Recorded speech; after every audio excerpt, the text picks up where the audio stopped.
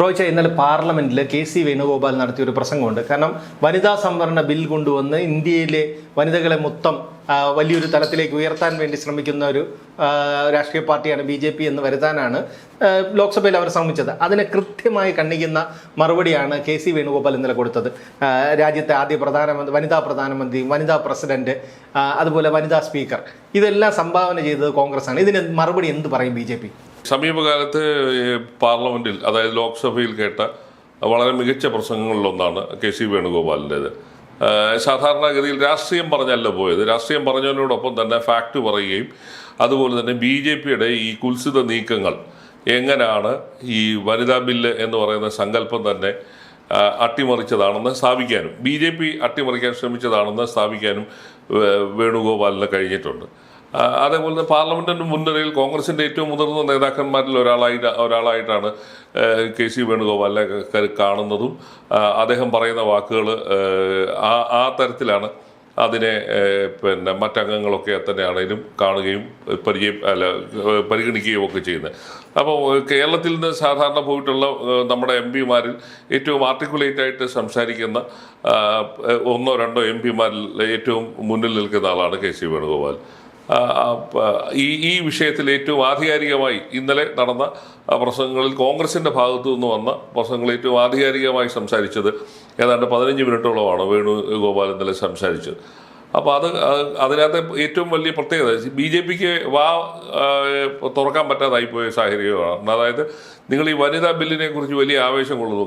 ഇന്ത്യയിലെ വനിതകൾ ഈ വനിതാ ബില്ല് പാസ്സാക്കിയില്ലെങ്കിൽ കാലം നിങ്ങൾക്ക് മാപ്പ് തരില്ല എന്നൊക്കെ പ്രധാനമന്ത്രിയും അമിത്ഷായും പ്രസംഗിച്ചപ്പോഴാണ് കെ.സി. വേണുഗോപാൽ ഈ കാര്യങ്ങൾ ഉന്നയിച്ചത്. അതായത് ഇന്ത്യയുടെ ഒരുപക്ഷെ സൗത്ത് ഏഷ്യയിലെ തന്നെ ആദ്യത്തെ വനിതാ പ്രധാനമന്ത്രി സംഭാവന ചെയ്ത പാർട്ടി കോൺഗ്രസ് ആണ്. ഇന്ദിരാഗാന്ധിയായിരുന്നു. ഏതാണ്ട് 15-16 വർഷത്തോളം അവർ ഈ രാജ്യത്തിൻ്റെ ഭാഗതയെ നിർണ്ണയിച്ച ആളാണ്.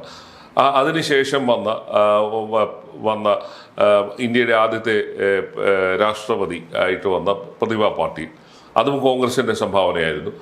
പിന്നീട് വന്ന പാർലമെന്റിൽ UPA-യുടെ കാലത്ത് ഇന്ത്യയുടെ ആദ്യത്തെ വനിതാ സ്പീക്കറായിട്ട് ഡോക്ടർ മീര കുമാറിനെ തിരഞ്ഞെടുത്തു. അപ്പോൾ ഇങ്ങനെ വനിതകളെ എല്ലാ കാലത്തും വലിയ തോതിൽ പ്രോത്സാഹിപ്പിക്കുകയും അവരുടെ കഴിവുകൾക്ക് അംഗീകാരം കൊടുക്കുകയും ചെയ്തൊരു പാരമ്പര്യം കോൺഗ്രസിനുണ്ട്.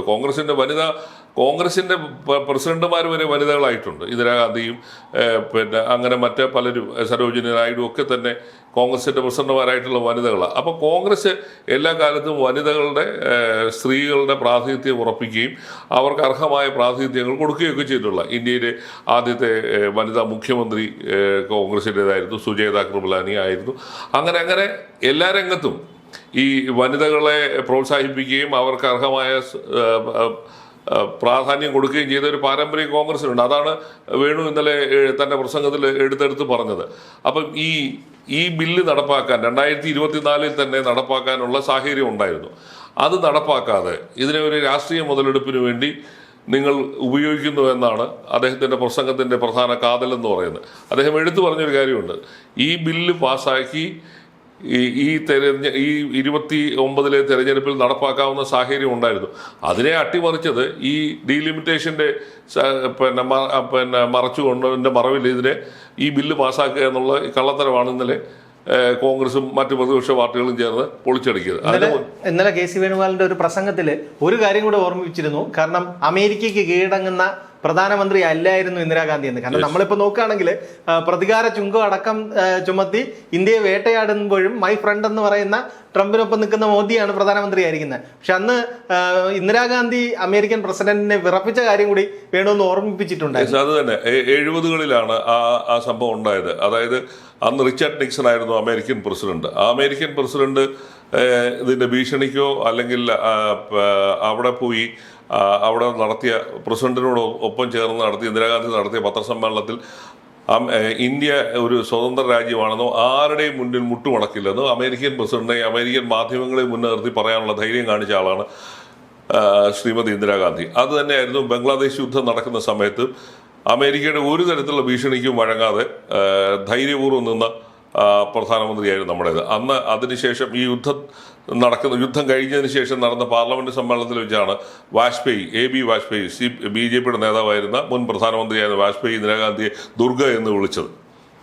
അപ്പോൾ അത്ര ശക്തിമത്തായ തീരുമാനങ്ങൾ എടുക്കാനും അതേപോലെ തന്നെ ലോകത്തിൻ്റെ മുമ്പിൽ ഇന്ത്യയുടെ സ്വാതന്ത്ര്യവും ഇന്ത്യയുടെ അഖണ്ഡതയും ഒരിക്കലും ഒരാളുടെയും മുമ്പിൽ മുട്ടുമടക്കാൻ പിന്നെ കഴിയാതിരുന്ന അതിന് പിന്നെ വശമതയാകാതിരുന്ന ഒരു വ്യക്തിയാണ് ഇന്ദിരാഗാന്ധി എന്ന് പറയുന്നത്. ഉരുക്കു വനിത എന്നാണ് അവരെക്കുറിച്ച് പറയുന്നത്. അങ്ങനെ ഈ രാജ്യത്തിനും ഈ ലോകത്തിനും വളരെ ധൈര്യശാലിയായ ഒരു പ്രധാനമന്ത്രിയെ സംഭാവന ചെയ്തൊരു പാർട്ടിയുടെ കാര്യങ്ങളാണ് വേണു ഇന്നലെ അവിടെ എടുത്തു.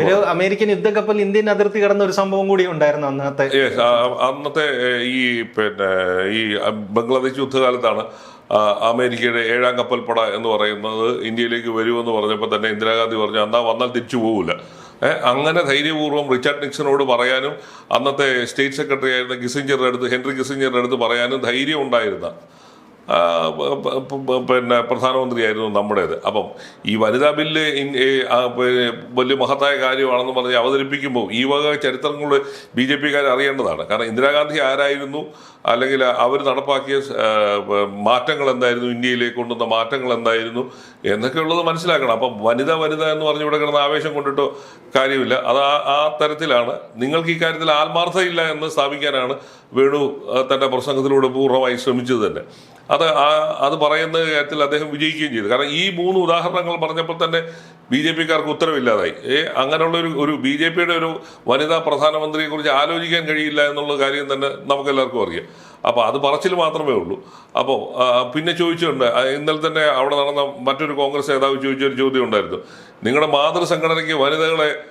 മാതൃസംഘടനയുടെ ഏതെങ്കിലും തരത്തിൽ വനിതകളെ നിങ്ങൾ എവിടെയെങ്കിലും ഉയർത്തി കാണിച്ചു, അതായത് RSSന്റെ ഏതെങ്കിലും ശ്രേണിയിൽ വനിതകളുണ്ടോ എന്നുള്ള ചോദ്യമാണ് അവർ ചോദിച്ചത്. അപ്പം ഈ വനിതാ ബില്ലിൻ്റെ പറഞ്ഞ് മേനി നടിക്കണ്ട എന്ന് പറഞ്ഞ്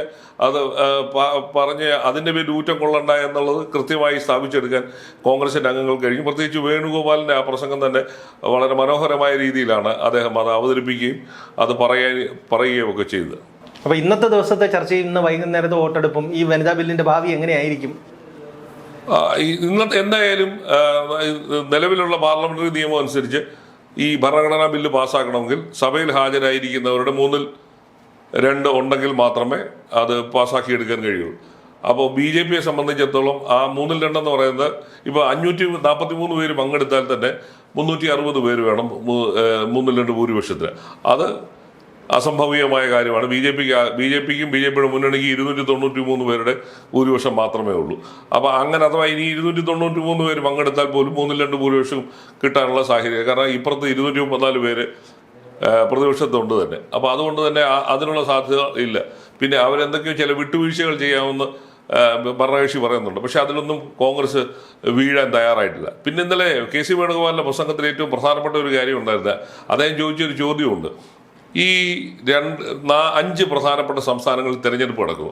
ഇനി 2 സംസ്ഥാനങ്ങളിൽ തിരഞ്ഞെടുപ്പ് നടക്കാനിരിക്കുകയാണ്, ബംഗാളിലും തമിഴ്നാട്ടിലും. ഇതിൻ്റെ ഇടയിൽ ഇങ്ങനെ ഒരു പാർലമെൻറ്റ് സമ്മേളനം വിളിച്ചു കൂട്ടി ഇത് നിങ്ങളിപ്പോൾ അത് പാസ്സാക്കിയെടുക്കാൻ അതിൻ്റെ ഉദ്ദേശശുദ്ധിയിലാണ് ഞങ്ങൾക്ക് സംശയമുണ്ട്.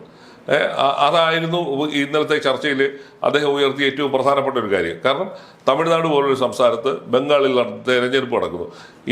പ്രതിപക്ഷ പാർട്ടികളിലെ MP-മാരെല്ലാം തന്നെ ഈ 2 സംസ്ഥാനങ്ങളിൽ കോൺസെൻട്രേറ്റ് ചെയ്യും. കാരണം BJPക്ക് ഈ 2 സംസ്ഥാനങ്ങളിൽ വലിയ പ്രതീക്ഷയൊന്നുമില്ല.